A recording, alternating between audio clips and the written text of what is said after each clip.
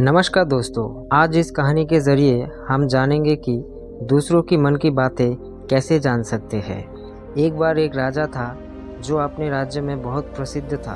उसकी न्यायप्रियता और प्रजा के प्रति प्रेम की कहानियाँ दूर दूर तक फैली हुई थी। लेकिन राजा की एक समस्या थी, वो किसी के भी मन की बातों को नहीं पढ़ पाता था। वो चाहता था कि उसे पता चले उसके दरबारियों और प्रजा के मन में क्या चल रहा है। एक दिन राजा ने अपने दरबार में घोषणा की, जो भी व्यक्ति मुझे मन की बातों को पढ़ने की कला सिखाएगा उसे मैं बहुत बड़ा इनाम दूंगा। कई विद्वान संत और साधु राजा के पास आए, लेकिन कोई भी उसे इस कला को सिखाने में सफल नहीं हो सका। कुछ दिन बाद एक बूढ़ा साधु राजा के दरबार में आया।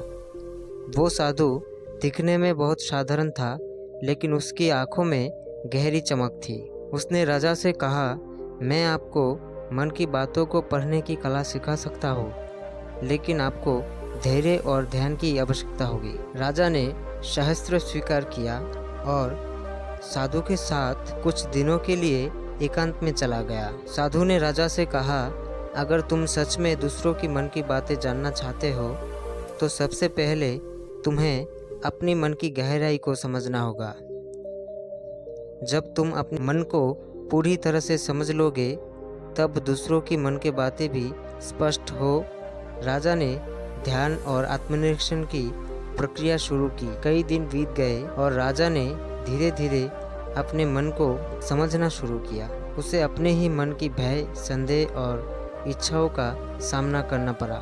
कुछ ही समय में राजा ने महसूस किया कि जैसे जैसे वो अपने मन को साफ कर रहा है, वैसे वैसे उसे दूसरे के बातें स्पष्ट दिखने लगी। विचारों का सहज ही पता चल रहा है। अब वो बिना किसी शब्दों के ही समझ सकता था कि कौन क्या सोच रहा है। राजा ने साधु को धन्यवाद दिया और राज्य को नई दृष्टि से चलाना शुरू किया। दोस्तों, इस कहानी से हमें ये सीखने को मिलता है कि अगर आप दूसरों के मन की बातें जानना चाहते हो तो सबसे पहले अपने मन की गहराई को समझना होगा। अपने मन की गहराई में जाकर जब अपने आप से ईमानदारी से बातचीत करेंगे, तभी आप दूसरों की मन की बातें समझ सकते हैं। ऐसे ही मोटिवेशनल वीडियो के लिए इस चैनल को सब्सक्राइब करना मत भूलिए। नमस्कार दोस्तों।